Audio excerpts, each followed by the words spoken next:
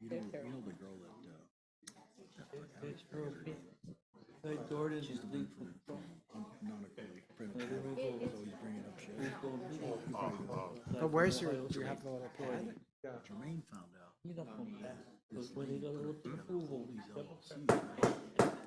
We are reconvened. We're on item G3. Mahalo nui, commissioners, and to folks who are hopefully now hearing online. I'm going to continue where I left off.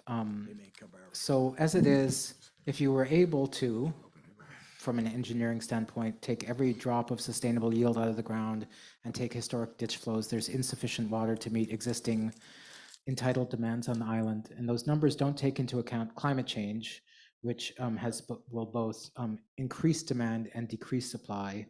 The fact that in-stream flow standards have been set for quite a few streams on Maui, but not all streams. And so there's less water available to be diverted than historic flows. And in addition, groundwater dependent ecosystems, places that depend on groundwater flow to sustain themselves, which can range from fish ponds and limu beds to historically and culturally famous and treasured places like Mokuhinia in Lahaina, are dependent on those flows. And the way sustainable yield is set does not take into account those needs as well. So that's important for DHHL. If you go to the next slide.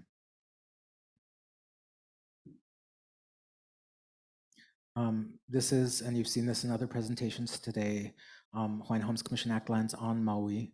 And if you go to the next slide, if you see where our lands are underlain by where streams and aquifers are, generally speaking, where our lands are in the drier, more remote areas of the island. And if you go on for one more slide,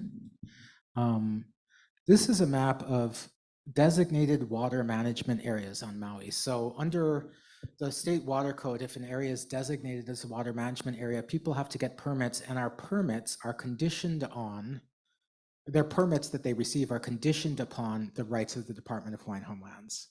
But if you notice, on the island of Maui, the vast majority of our lands lie outside of designated water management areas. Only some of our lands exist in this area, in these areas where we have additional protections of our water needs. And so that's really the context that we're working in an environment that is going to be increasingly competitive for water, and where we don't have the full set of legal protections necessary to protect our future water uses for making the Ho'opulapula usable and accessible. So if you go to the next slide, I'm going to walk through first West Maui and East Maui water demands, how much we need, water reservations, how much has been set aside for us, some recent water issues, and DHHL water projects in the area. If you go to the next slide. This table, which is also in the staff submittal, looks at the demands for Leali'i 1B and Honokowai, our two major development projects in Maui Komohana.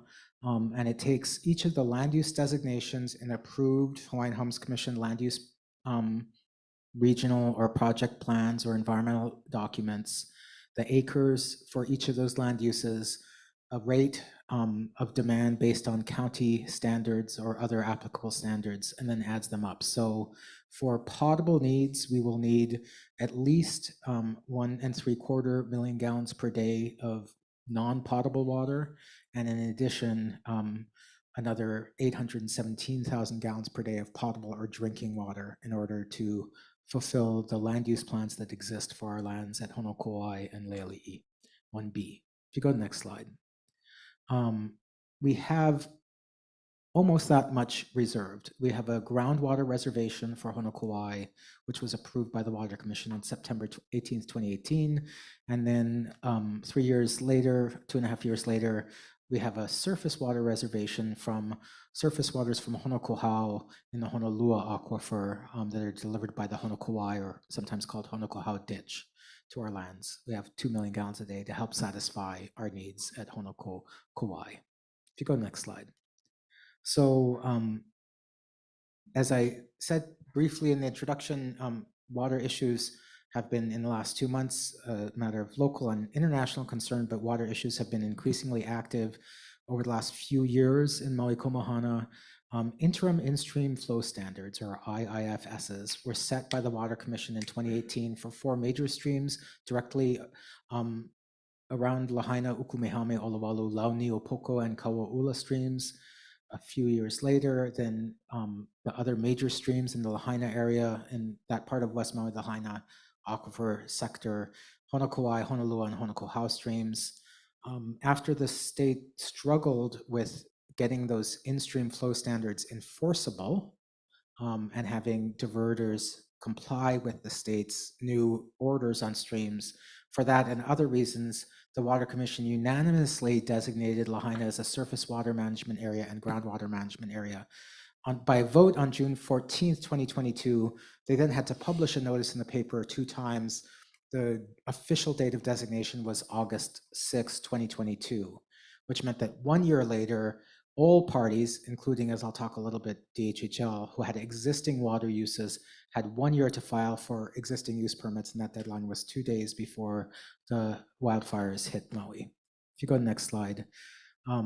I'll just go over this very briefly. What's happened in the last 2 months has been of significant concern. The 3rd emergency proclamation from the governor on the wildfires suspended the water code. The IIFSs that had just been passed for the area were suspended. The Water Commission chair redeployed the Water Commission deputy. The governor indicated in an interview he wanted to modify our lift designation for West Maui. Subsequently, people flew from Maui to the state capitol. There was a rally and a press conference. After that, the 7th wildfire emergency proclamation unsuspended the code. So the 3rd one had said, okay, the water code is not in place in this part of West Maui, but then it's back in place. Following that, the Water Commission has a monthly meeting. It lasts usually anywhere from 2 to 3 hours to sometimes all day. It went for 12.5 hours, the vast majority of which was testimony from Kupa of Maui and supporters calling for, stating their concerns with these recent events. Last week, the Water Commission chair announced the deputy was reinstated, and the next Water Commission meeting will be a week from tomorrow, and they've committed to holding it on Maui. So it's going to be, I think, a significant sort of area of activity. If you go to the next slide. So the 5 projects that I'm going to talk about, by an agreement with HHCDA, the Hawaii Housing Finance, sorry, I totally have tripped myself up here. HHFDC, thank you, the Hawaii Housing Finance and Development Corporation. We have an agreement to use a small irrigation well and the responsibility for irrigating the Leali'i Parkway, which leads into our existing Leali'i developments and would lead into our future Leali'i developments. And we use an irrigation well for that because that was an existing use. We had to comply with the 1-year deadline. We partnered with different divisions in DHHL and HHFDC and delivered a timely water use permit application. So that's in the queue now for approval of our existing uses.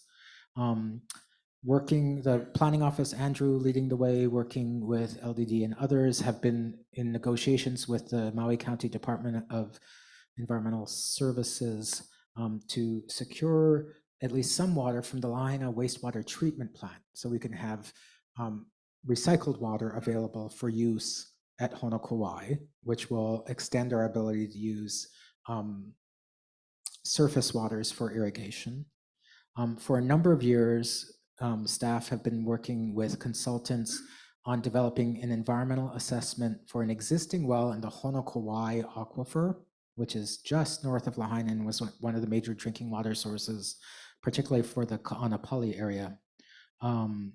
So that we have a well in that area we want to put into production. An environmental assessment is being prepared for that well. One of the requirements when you file a water use permit for either a new or existing source is you have to talk about alternates. And so we've also been working on identifying potential alternate sources of water.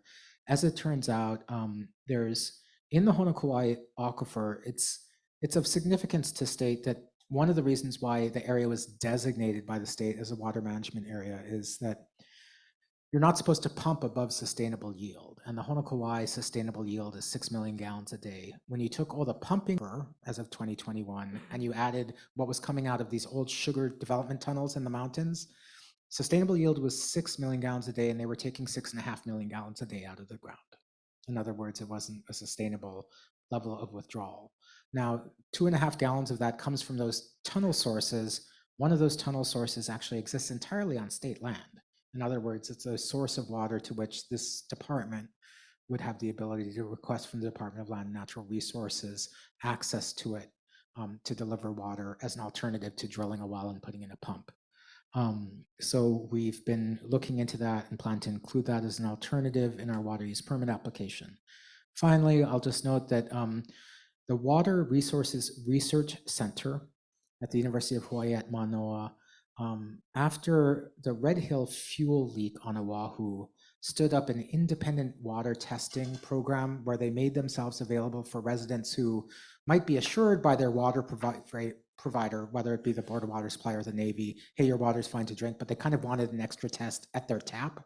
And so they've offered that to people on Oahu. And after the wildfires, they offered it also to people on Maui. And so they wanted to reach out to homesteaders, particularly in Leali'i, and we put them in touch with homestead leaders, and quite a few homesteaders have, even though right now the drinking order, there was a ban on using the drinking water system after the fire. That ban has been lifted for all customers in Leali'i.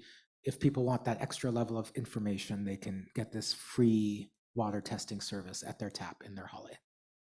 So that's Maui Komohana. We'll go across now to East Maui and the same structure.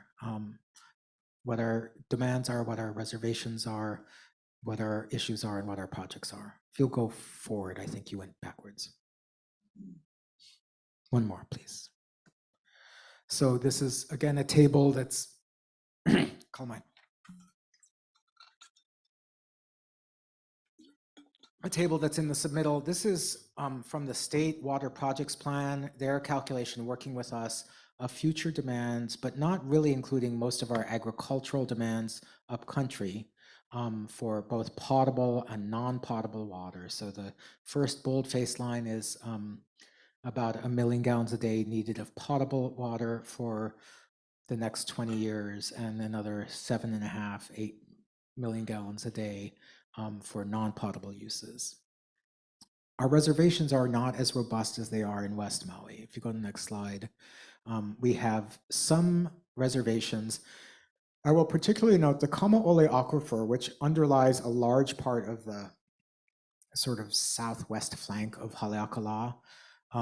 We have a reservation for water from that aquifer for our lands at Pulehunui, our lands at Keokea, and our lands at Waiahuli. So that water has been set aside for us, but to get that water, you'd have to drill a well very, very deep and pump that water up very, very high. So it's there as a set aside for us, but its actual ability to be used on any sort of volume is extremely challenging. And that's one of the reasons, as I'll talk about more, why we've been pursuing an additional significant surface water reservation from the East Maui irrigation system. If you go to the next slide. So a few issues that have happened recently in East Maui. The day after the fire, the State Department of Land and Natural Resources filed a complaint in front of the state Supreme Court, a writ of mandamus, which was arguing that the state Supreme Court should compel environmental court judge Jeffrey Crabtree to change an order of his and release more water for the county's availability to fight fires. So this was filed the day after the fire. The various parties, including the Sierra Club and the county, filed briefs in the matter. The county stated distinctly that they actually had more than sufficient water to fight fires in their system. The Supreme Court held an oral argument on the 23rd of August and dismissed the request on the 24th. Last Friday, in front of the Board of Land and Natural Resources, staff gave a status update to the proposed move to issue a long-term lease to East Maui Irrigation, which is half owned by A&B, half owned by Mahipono, for long-term water use. Their hope is to issue that. Their hope initially had been to issue it this year. Their hope is to issue that in the first half of 2024, according to the staff submittal that was presented to the board. At the same time, as this commission and many people know, in November of 2022, voters on Maui passed a Water Authorities Amendment to the county charter, established an East Maui Regional Community Board to oversee a water authority in East Maui with the stated objective of taking over that system as an alternative to private control of that system through a lease process. I was the commission's appointee to the board representing them. All the members of the board have now been seated. Due to the wildfires, things were probably going to be meeting in early August. Now we're probably going to meet in mid to late November for the first time. In addition, the department is going through a process of beneficiary consultation to actually set up a formalized process for how people could express interest in serving on the board as DHHL's nominee, commission's nominee, excuse me, and how that process will work. And I believe November 15th is in the evening will be the beneficiary consultation meeting virtual to talk about that. And then a report will be generated and brought back to the commission. Other items of significance, Pa'upena Community Development Corporation has asked us to help them get a water meter from the county for their use on their lands that is right now under an ROE and will be coming before you for general lease. We're working with them to implement the water meter and water credit policy that you approved last year to go through an exception process to get water for that. The staff is also looking at, for KOK and Waiahuli, what the feasibility is of developing a well and using groundwater for those parcels as opposed to just getting the East Maui irrigation water. Finally, the last thing I'll talk about is that we are continuing to pursue our request of a reservation of water from East Maui. So if you go to the next slide. The East Maui irrigation system, in case you don't know it, is not like a single system. It's actually a whole series of ditches that go all the way from above Keanai and Waialua all the way out to almost to South Maui at different elevation levels. If you go to the next slide. And we have, for both our general ag as well as our plan lots, some significant needs of additional water for Keokea and Waiahuli, and the next slide, as well as our lands at Pulehunui based on established plans. So a number of years ago, if you go to the next slide, we developed a reservation request to the Board of Land and Natural Resources and Water Commission. The way that the relevant law reads is that the Water Commission, the Land Board, before issuing any lease, is supposed to reserve sufficient water for DHHL's uses before being able to issue a lease to another party. So we did beneficiary consultation back in 2019, acceptance of the report in May of 2019. We filed in December of 2020 the formal reservation request. I'll just flag for you in case that seems long. That was, of course, COVID, during the first part of COVID, one of the reasons why things took longer. We requested a total of right around 11.2 million gallons per day, about 1.3 of that for Pulehunui, and the balance, almost 10 million gallons a day, for use in Keokea and Waiahuli. The State Water Commission finally considered our reservation request on November 15th, 2022. If you go to the next slide. But what the staff did, and this is the commissioners at that meeting, what the staff did was that, and it was very well intentioned by the Water Commission staff, they've continued since, for a number of years, since at least 2018, to measure how streams are responding to restored stream flows in East Maui. And they made some recommendations saying that, we think some streams could have more water in them, and that would be of great public benefit. And other streams that have been restored, there's not as much benefit to them, to taro farmers or to the streams themselves, and more water could be taken from those streams. So they brought those proposals at the same time as our reservation request to the Water Commission. And that caused some community members to start to say, like, oh, wait, we have to take more water from the streams to get water to DHHL, which was never the intention, that there's already an amount of water that had been set aside for the streams, and that we were only going to be asking for water that was additional to after streams had been taken care of. So that led to the Water Commission deferring action on our reservation request. And so they haven't brought it up since. We've asked them to bring it up. We've asked them to bring it up just as a standalone item. As a matter of law, you're required to reserve water for us. The Sierra Club has indicated they're also supportive of that. Beneficiaries have indicated they're supportive of that. So we're hoping that sometime before the end of this year, the Water Commission will bring up our reservation request again, and we'll get that secured water source. That is the end of the presentation, and I'm very happy to answer any questions along with Andrew. Mahalo. Mahalo, Jonathan. Commissioners, any questions? Yeah, Chair, Go I ahead. have a question, Jonathan, regarding the Honokawai project. You mentioned that the usage of the sewer or recycle water, is that just for the agricultural?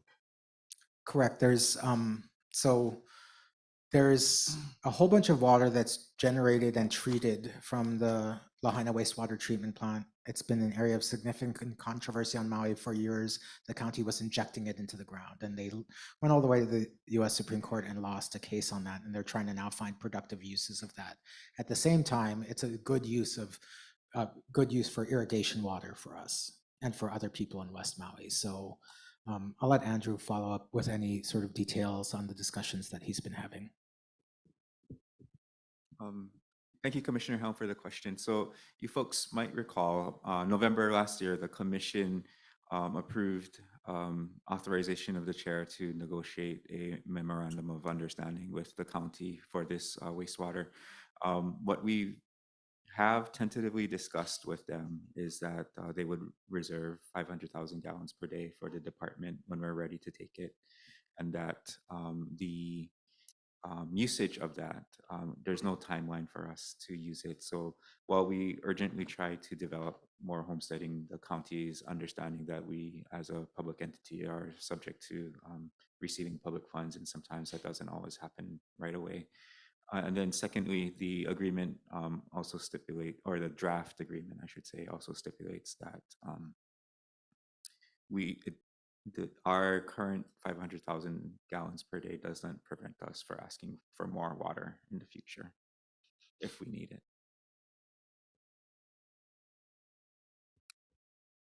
Any other commissioners? Okay, so thank you, Jonathan. I do have just a comment. You know, this is complicated stuff, right? We go through this in rapid fire, and there's a lot to absorb. But the one thing to me that's obvious and less